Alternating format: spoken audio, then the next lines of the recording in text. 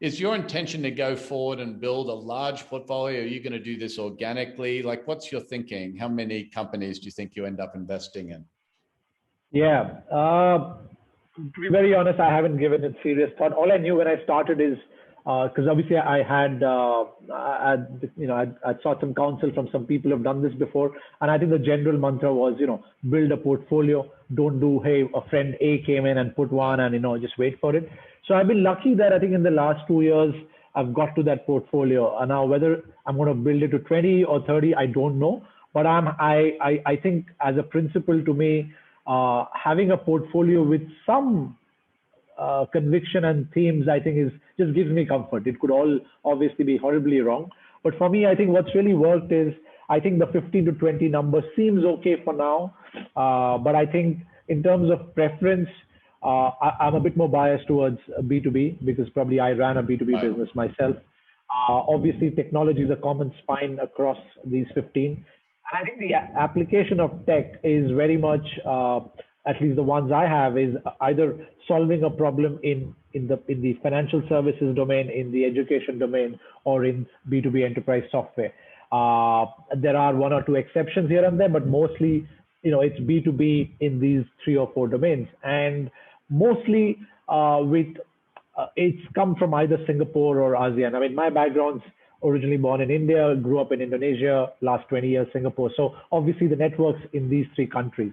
Of course, that doesn't limit their business operation. So I think, geographical, there is, of course, I suppose, a self-selection bias. There is a preference or a bias towards the industry one tends to believe one is familiar with. And yeah, I'm comfortable. I'm happy that it's at this stage, but it could go up a few companies more as well. Because I think you probably, well, of course, we've done a lot of thinking around this, because when I first got into doing this, I actually ended up with a bunch of angels, and some fantastic angels in that group, actually. Trap Lewis and the Tucker Group, we're part of their Singapore Angel Network and whatnot. And so Javi Narola and a bunch of other guys. And so we ended up sort of just doing this organically, and that became our first fund. But what I felt uncomfortable with, that's all worked out fine. We've got a 2x, at the end of year 7, we've got 22% IRR, very happy about that. It'll eventually be a very good looking fund in year 10. But what I was unhappy about with the process was I just had a feeling that having a small number of portfolio companies was kind of dangerous, in the sense that, we did some research recently that showed that you get basically a unicorn for every 100 companies that attract outside investment.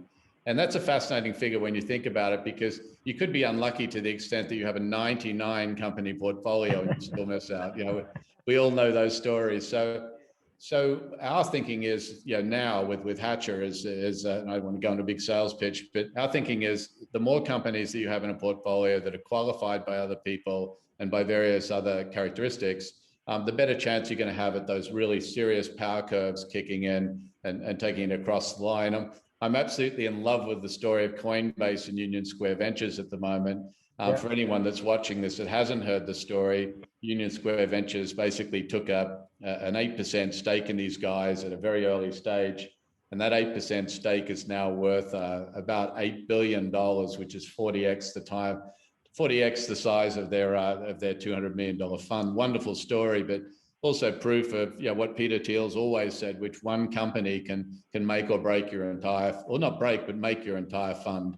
John, really, I'm going to ask you there, right? So this Coinbase story, right, or your own experience. Yeah. How much of it would you say is just pure luck? A lot. A lot. So I was out to lunch with some guys yesterday that run a very successful firm in Singapore, and we were a very successful venture firm that everyone would know, but I won't quote them without their permission. But we're talking about this over lunch.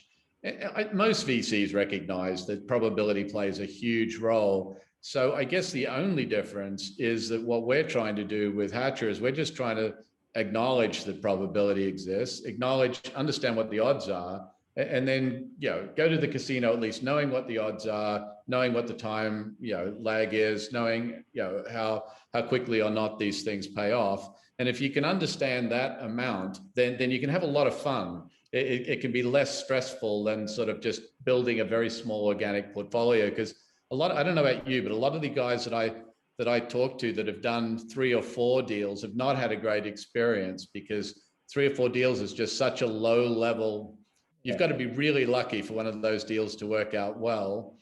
It happens. My accountant put $50,000 into a company. 6 months later, he got a check for $400,000 in cash. So he's the worst guy to have at dinner on Friday night. You don't want that guy at dinner, because everyone else will go, "Oh, it's that easy," and we all know that it's that it's really not. So I think the probability, to your question, I think luck is hugely dependent on it, and so much can go wrong or right for founders along the way. I mean, you've had your own experience running entrepreneurial companies and now investing in 15 or 16 companies. Yeah, without naming names, can you think of a situation there where someone just got lucky, where they happened on a large customer, or are most of your guys pretty much just executing